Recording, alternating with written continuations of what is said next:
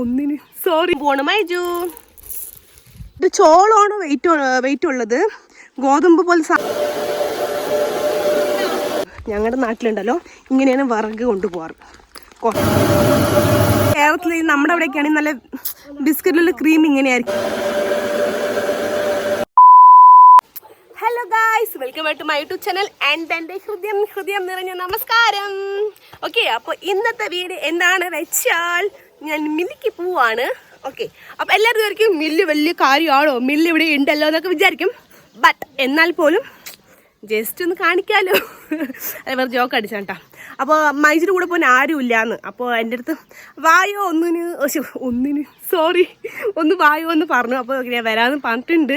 But ഞാൻ പറഞ്ഞു ഞാൻ തൂക്കൊന്നുമില്ല, എൻ്റെ തൂക്കാൻ തെറ്റില്ല എന്ന് ഞാൻ പറഞ്ഞപ്പോൾ ഓക്കെ കുഴപ്പമൊന്നുമില്ല, വെറുതെ തുണയ്ക്ക് വായോ എന്ന് പറഞ്ഞു. അപ്പോൾ ഓക്കെ പറഞ്ഞിട്ടുണ്ട്. അപ്പോൾ ഞങ്ങൾ മില്ലിക്ക് കൊണ്ടുപോകാൻ വേണ്ടിയിട്ട് റെഡിയാക്കുകയാണ്. ഞാൻ കാണിച്ചു തരാൽ എന്താണ് മില്ലിക്ക് കൊണ്ടുപോകുന്നത്. ഓക്കെ വരൂ. ഇതാണ് ഞങ്ങൾ മില്ലിൽ കൊണ്ടുപോകാൻ നിൽക്കുന്നത്. ആദ്യം ഇത് നന്നായിട്ട് വൃത്തിയാക്കണം, എന്നിട്ടാണ് ഞങ്ങൾ അരയ്ക്കാൻ കൊണ്ടുപോകാം. ഓക്കെ, അപ്പോൾ വൃത്തിയാക്കാൻ പോകണം. മൈജു, എൻ്റെ മൈജു ഈ മക്കായിനെ വൃത്തിയാക്കാണ്. കാരണം ഇത് ഞങ്ങൾ മില്ലിൽ കൊണ്ട് അരയ്ക്കാൻ കൊണ്ടുപോകുന്നത് കാരണം ചിലപ്പോൾ ഇതിൽ എന്തെങ്കിലും വേണ്ടാത്തത് കേടൊന്നും മക്കായി ഇല്ലെങ്കിൽ പൊടിയുള്ള മക്കായൊക്കെ ഉണ്ടെങ്കിൽ ഞങ്ങളത് മാറ്റി വെച്ചിട്ട് ജസ്റ്റ് ഞങ്ങൾ ഇതിനെ ഈക്കിയ ഭഞ്ചന മൈജിയല്ലേ ഓക്കെ ഓക്കെ സൂപ്പാനി സൂപ്പാന്ന് പറയും ഇതിനെ. ഇതിലിട്ട് നന്നായിട്ട് ഇങ്ങനെ എന്താ പറയാ തട്ടും. അപ്പം അങ്ങനെ ആകുമ്പോൾ ഇപ്പോൾ കേട് വന്ന മക്കായൊക്കെ ഉണ്ട്, കണ്ടില്ലേ? കേട് വന്ന മക്കായി അതിൽ ഇതിൻ്റെ പൊടിയെല്ലാം ഞങ്ങൾ കളഞ്ഞിട്ട് അരയ്ക്കാൻ കൊണ്ട് പോവാണ്. കണ്ടില്ലേ?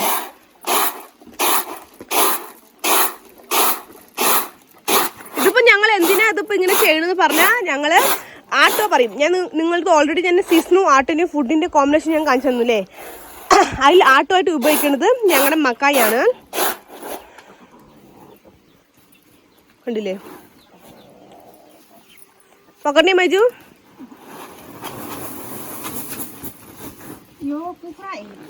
ഈ കോഴികളുണ്ടല്ലോ വിടണിയല്ല, ഫുള്ളും ഞങ്ങൾ ആട്ടി വിട്ടാലും വെറുതെ വന്ന് കഴിക്കണം. എത്ര കൊടുത്താലും ഈ കോഴിക്കും മതിയാവില്ല. ഗൊത്തേനാ നേരത്തെ കുക്രാബണി ഇങ്ങനെയാണ് ഞങ്ങൾ വൃത്തിയാക്കുന്നത്. കേരളത്തിൽ ഇങ്ങനത്തെയായിരിക്കും വൃത്തിയാക്കുക, എന്നാൽ പോലും ജസ്റ്റ് ഞാൻ പറയാണ് ഇങ്ങനെയാണ് വൃത്തിയാക്കണതെന്ന്.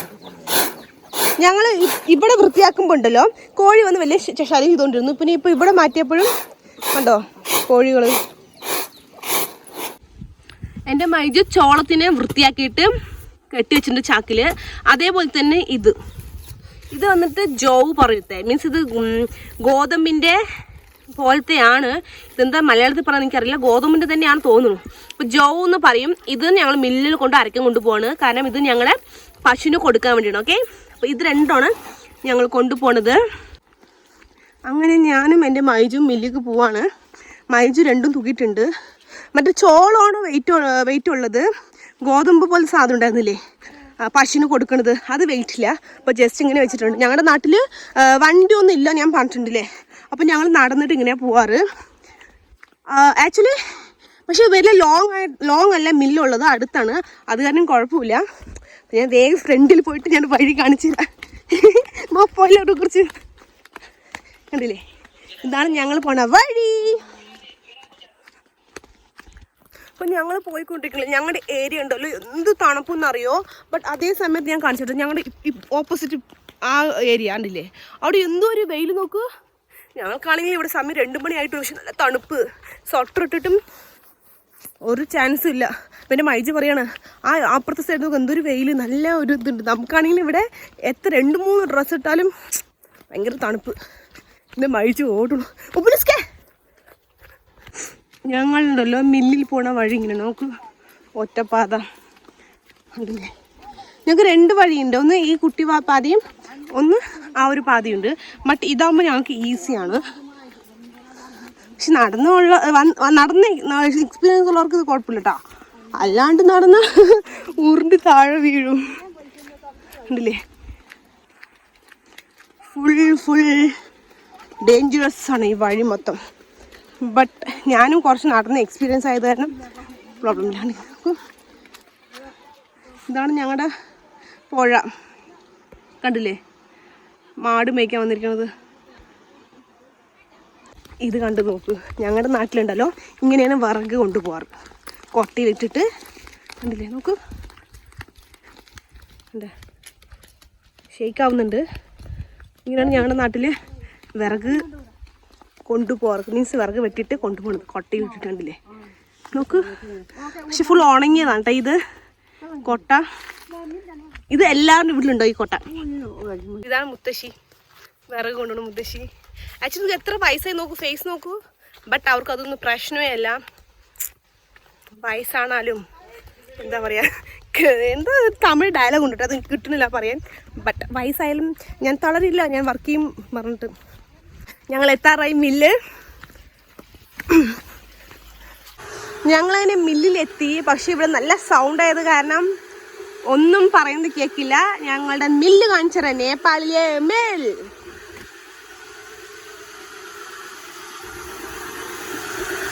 കണ്ടില്ലേ, ഇതാണ് മില്ല്. അപ്പോൾ ഇതാണ് ഞങ്ങളുടെ നേപ്പാളിലെ വലിയ ചെറിയ ഗോതമ്പ് മിൽ. ഓക്കെ, അപ്പോൾ ഞങ്ങൾ പോണ മുമ്പായിട്ട് ഓൾറെഡി ഗോതമ്പ് അരയ്ക്കാൻ കൊടുത്തിട്ടുണ്ടായിരുന്നു. അപ്പോൾ അങ്കിൾ ഗോതമ്പ് അരച്ചു കൊണ്ടിരിക്കുന്നുണ്ടായിരുന്നു കേട്ടോ. അപ്പോൾ ഞങ്ങൾ ജസ്റ്റ് ഞങ്ങളുടെ സൈഡ് വെച്ചിട്ട് ഞാൻ നോക്കുമായിരുന്നു എങ്ങനെ അരയ്ക്കണമെന്ന്. അപ്പോൾ ഒരു ഗോതമ്പ് ഇട്ടിട്ട് നന്നായിട്ട് എന്താ പറയുക ഒരു ഇളക്കിക്കൊണ്ടിരിക്കുന്നുണ്ടായിരുന്നു. അപ്പോൾ ഞാൻ ജസ്റ്റ് അത് താഴെ വീണുകൊണ്ടുണ്ട് കേട്ടോ ഗോതമ്പ്. ആ ഗോതമ്പ് തൊട്ട് നോക്കുമ്പോണ്ടല്ലോ എന്ത് സോഫ്റ്റ് ആയിരുന്നു ഒരു ഗോതമ്പ്. നല്ല എന്താ പറയുക, നല്ല ചൂട്, നല്ല സോഫ്റ്റ് ആയിട്ടുണ്ടായിരുന്നു. അപ്പോൾ എൻ്റെ അടുത്തായിട്ട് തന്നെ ഒരു ചെറിയ മില്ലുണ്ടായിരുന്നു, മില്ലല്ല മിഷൻ. അതിന് നമ്മൾ നെല്ല് ഇതാക്കണമെന്ന് പറയും, നമ്മൾ അരിയായിട്ട് കിട്ടുന്ന ഒരു മെഷീൻ. ഓക്കെ, അങ്ങനെ ഇട്ടിട്ട് അരിയായിട്ട് കിട്ടുന്നത്. അപ്പോൾ ഞാനിങ്ങനെ നോക്കിക്കൊണ്ട് ഇങ്ങനെ നിൽക്കായിരുന്നു എങ്ങനെയാണ് ചെയ്യണത് എന്നൊക്കെ. അപ്പം ഞങ്ങളുടെ ടേൺ വന്നപ്പോൾ ഞങ്ങൾ ഗോതമ്പ് ഇട്ടു, ചോളം ഇട്ടു.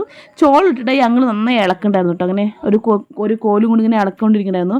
പിന്നെ എന്താണെന്ന് ചോദിച്ചപ്പോൾ അവർ പറഞ്ഞു ഗോതമ്പ് എന്ന് പറയുന്നത് ഗോതമ്പ് വന്നുകൊണ്ടിരിക്കുന്നത് പറയുന്നത് ഗോതമ്പല്ല ചോളം ഒരു ബൾക്ക് ഇടുമ്പോൾ സ്റ്റെക്കാതിരിക്കാൻ അങ്ങനെ ഇളക്കണത്. അതുപോലെ അതിൻ്റെ അടുത്തുള്ള വാൾ വന്നിട്ട് ഈ ആട്ടോൻ്റെ അളവ് മീൻസ് അതിൻ്റെ സൈസ് നന്നായി നൈസാക്കണോ അല്ലെങ്കിൽ കുറച്ചും കൂടി കരകര ടൈപ്പ് ആക്കണോ, എങ്ങനെ ആക്കണമെന്നാണ് ആ വാൾവ് കൺട്രോൾ ചെയ്യുന്നത്. ഓക്കെ, എന്നിട്ട് ഞങ്ങൾ ഇങ്ങനെ നോക്കിക്കൊണ്ടിരിക്കുന്നുണ്ടായിരുന്നു. അപ്പോഴേക്കും ഞങ്ങളുടെ പകുതി ഗോതമ്പ് അരച്ച് കഴിഞ്ഞിട്ട് ഞങ്ങൾ ചാക്കിലിട്ട ശേഷം ഞാൻ വീണ്ടും എന്താ ചെയ്യണമെന്ന് ഇങ്ങനെ വായി നോക്കിക്കൊണ്ട് നിൽക്കുകയായിരുന്നു. നല്ല കോമഡി സീൻ കേട്ടോ അത്. അപ്പോൾ വീണ്ടും ബാക്കിയുള്ള ഗോതമ്പ് ഇട്ട ശേഷം വീണ്ടും ഇങ്ങനെ പഴയ പോലെ തന്നെ വീണ്ടും ആ ഒരു ഓട്ടയില്ലേ ആ ഹോൾ ഇങ്ങനെ നോണ്ടിക്കൊണ്ടേ ഇരിക്കുക, മീൻസ് ഇളക്കിക്കൊണ്ടേ ഇരിക്കുക. ഇളക്കിക്കൊണ്ട് ശേഷം വീണ്ടും അത് ഫുള്ളും ഞങ്ങൾ ഗോതമ്പിൻ്റെ ടേൺ കഴിഞ്ഞു. എന്നിട്ട് ഞങ്ങൾ ഈ പറയുന്ന ജോ എന്ന് പറയും, ജോവ് ഇല്ലെങ്കിൽ തവിട്, നമ്മൾ മലയാളം തവിട് എന്ന് പറയും, നമ്മൾ പശുക്കൾക്ക് കൊടുക്കില്ല. അപ്പോൾ തവിട് ഞങ്ങൾ ഇട്ടു. തവിടും അതേ പ്രോസസ്സ് തന്നെയാണ് ഇടുക, ജസ്റ്റ് നമ്മളതിനെ ഇളക്കിക്കൊണ്ടിരിക്കണം. പക്ഷേ എന്താ പറയുക, ഗോതമ്പ് പറയുമ്പോൾ അതിൽ വേസ്റ്റ് ഒന്നും ഉണ്ടാവില്ല, നല്ല നീറ്റായിട്ട് ഉണ്ടാവും. അപ്പോൾ നമ്മൾ പെട്ടെന്ന് അരഞ്ഞു വരും. പക്ഷെ തവിട് അങ്ങനെയല്ല, തവിടുണ്ടല്ലോ ഫുള്ളും എന്താ പറയുക ഒരു കട്ടി പോലെ. നമ്മൾ അതിങ്ങനെ ഇളക്കിയാലും അത് വീടില്ല. കുറച്ച് നല്ല ബുദ്ധിമുട്ടുണ്ടായിരുന്നു അത് ഇളക്കാൻ. അപ്പം ഞാൻ എന്നിട്ട് ഞാൻ മീൻസ് ഞാൻ അങ്ങനെ നോട്ടിട്ട് എന്ന് പറഞ്ഞപ്പോൾ വേണ്ട ഞാൻ ചെയ്യാനായിട്ട് കുറച്ചിങ്ങനെ ചെയ്തോന്ന് പറഞ്ഞു. അപ്പോൾ വീണ്ടും ഞാൻ കൈ കൂടെ എടുത്ത് നോക്കിട്ടോ. എടുത്ത് നോക്കുമ്പോൾ ഒരു പക്ക തവിട്, നമ്മൾ പശുക്കൾക്ക് വെള്ളത്തിലിട്ടിട്ട് ഇങ്ങനെ കൈ കൂടെ ഇളക്കില്ലേ, അതേ ഐറ്റംസ് തവിട്, ഞങ്ങളുടെ നാട്ടിൽ ജോ എന്ന് പറയും. എന്നിട്ട് ഞാനും പോയിട്ട് കുറച്ചിങ്ങനെ ഇളക്കായിരുന്നു. കാരണം അത് ഭയങ്കര ഹാർഡ് ഉണ്ട് കേട്ടോ, കാണാൻ ഈസി ആയിരിക്കും, പക്ഷെ അതിൽ കൈ വെറുതെ ഇളക്കിക്കൊണ്ടേയിരിക്കണം, അപ്പോഴാണ് അത് വീഴുക. പക്ഷെ ഞാൻ ചെയ്യുമ്പോൾ അത് വീഴുണ്ടായിരുന്നില്ല, കാരണം ഞാൻ ആദ്യമായിട്ട് ചെയ്യുന്ന കാരണം ഞാൻ കുറച്ച് മെല്ലെ ചെയ്യായിരുന്നു. അപ്പം ഞങ്ങളുടെ ജോവും അരച്ച് കഴിഞ്ഞു. എന്നിട്ട് അതിൻ്റെ അടുത്ത് തന്നെ നമ്മുടെ ചോളവും പിന്നെ വന്നിട്ട് ഒരു ഉഴുന്നിൻ്റെ പരിപ്പുണ്ടായിരുന്നു, രണ്ടും അരയ്ക്കാൻ വേണ്ടി ആരോ കൊണ്ടുവച്ചിരിക്കണം. അപ്പം ഞാൻ ചോദിച്ചപ്പോൾ അവർ പറഞ്ഞു അതിൻ്റെ റൊട്ടി ഉണ്ടാക്കാൻ വേണ്ടിയിട്ടാണ് ഈ രണ്ടും മിക്സ് ചെയ്യുന്നതെന്ന് പറഞ്ഞു. സൊക്കുവേനാ ഞങ്ങൾ കൊണ്ടുവരുമ്പോൾ എത്ര ചെറുതായിരുന്നു അല്ലേ ചാക്ക്. നോക്കിപ്പോൾ രണ്ടും വലിയ ചാക്കായി മാവ് അരച്ചിട്ട്. ഇതിപ്പോൾ എങ്ങനെ എൻ്റെ മൈജു തൂക്കിയിട്ട് പോകുന്ന അറിയില്ല. മൈജു എത്ര ദിവസത്തെ കൊസ്സിൽ പോകണു ചാ?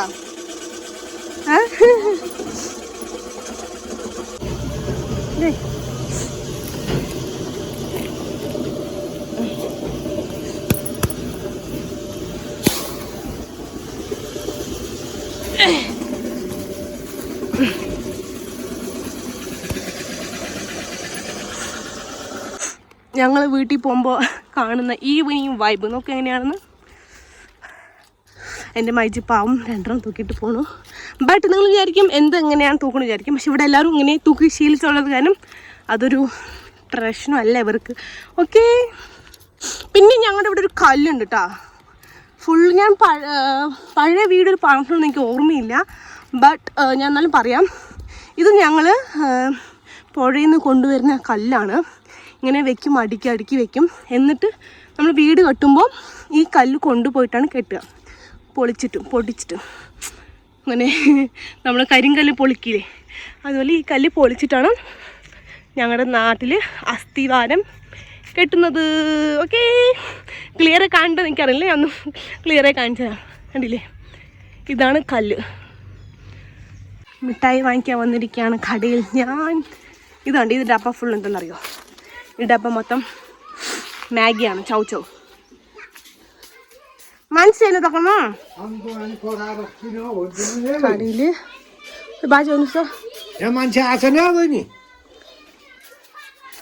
മിഠായി തേങ്ങ മിഠായിയാണ് ഇത്. നോക്ക്, നമ്മുടെ കേരളത്തില്ലേ ഈ മിഠായി. പിന്നെ ഇത് ചൊക്കിയാണ് കേട്ടോ, നമ്മുടെ കേരളം ചൊക്കി. നമ്മുടെ അവിടുത്തെ ചൊക്കി 2 രൂപ ഉള്ളൂ, ഇതിന് 5 രൂപയാണ്. 5 രൂപ. ഇവിടെ എല്ലാം കോസ്റ്റ്ലിയാണ്. Nepalese very costly. എനിക്ക് മിഠായി കഴിക്കാൻ നല്ല ആഗ്രഹം ഉണ്ടായിരുന്നു. അപ്പോൾ ഞാൻ പറഞ്ഞു മൈജി മിഠായി വാങ്ങിക്കണമെന്ന്. അപ്പം മൈജി പറഞ്ഞു മിഠായി വാങ്ങിക്കേണ്ട, ഓൾറെഡി എനിക്ക് ജലദോഷമാണ്, മധുരം കഴിച്ച് വീണ്ടും ജലദോഷം കൂടുമെന്ന് പറഞ്ഞു. അപ്പോൾ ഞാൻ ശരി വേണ്ടി ബിസ്ക്കറ്റ് വാങ്ങിക്കാൻ പോയി. ബിസ്ക്കറ്റ് നമ്മുടെ കേരളത്തിൽ കിട്ടുന്ന 10 രൂപയുടെ ബിസ്ക്കറ്റൊക്കെ ഇവിടെ 20 രൂപ 30 രൂപ. മിസ് ബിസ്ക്കറ്റ് സെയിം അല്ല, വേറെ കമ്പനിയാണ്, ബട്ട് അതേ സൈസും അതേ ഇതിലുള്ളത്. ഈ ഒരു ബിസ്ക്കറ്റാണ് എന്നിട്ട് ഞാൻ വാങ്ങിച്ചത്. ഈ ബിസ്ക്കറ്റ് ഇതിനുണ്ടല്ലോ 10 രൂപയാണ്. തുറന്ന് കാണിച്ചത് ഇത് എങ്ങനെ ഉണ്ടാവുന്നത്, മധുരം ഉണ്ടാവുമെന്ന് എനിക്കറിയില്ല. നമ്മുടെ അവിടുത്തെ ക്രീം ബിസ്ക്കറ്റൊക്കെ നല്ല മധുരമായിരിക്കും, ഇത് മധുരം ഉണ്ടോയെന്ന് അറിയില്ല. തുറന്ന് നോട്ട് ഇത് എങ്ങനെയുള്ളത് നോക്കി. ഇതാണ് ബിസ്ക്കറ്റ്, കണ്ടില്ലേ? അപ്പം നമ്മുടെ കേരളത്തിൽ നമ്മുടെ അവിടെയൊക്കെയാണെങ്കിൽ നല്ല ബിസ്ക്കറ്റിലുള്ള ക്രീം ഇങ്ങനെ ആയിരിക്കില്ല, ഫുള്ളും കട്ടിയിലായിരിക്കില്ലേ ക്രീം. ബട്ട് ഇവിടെ ഇങ്ങനെയാണ് ക്രീം, വേറെ വഴിയില്ലല്ലേ. അതും ഇതിന് 10 രൂപയാണ്, 10 രൂപ. ഭയങ്കര കോസ്റ്റ്ലി. ഓക്കെ, അപ്പോൾ എൻ്റെ വീഡിയോ ഇഷ്ടമായി എല്ലാവരും ലൈക്ക് ചെയ്യൂ, ഷെയർ ചെയ്യൂ, കമൻറ്റ് ചെയ്യൂ, സബ്സ്ക്രൈബ് ചെയ്യാൻ മറക്കരുത്. And love you all. Bye bye.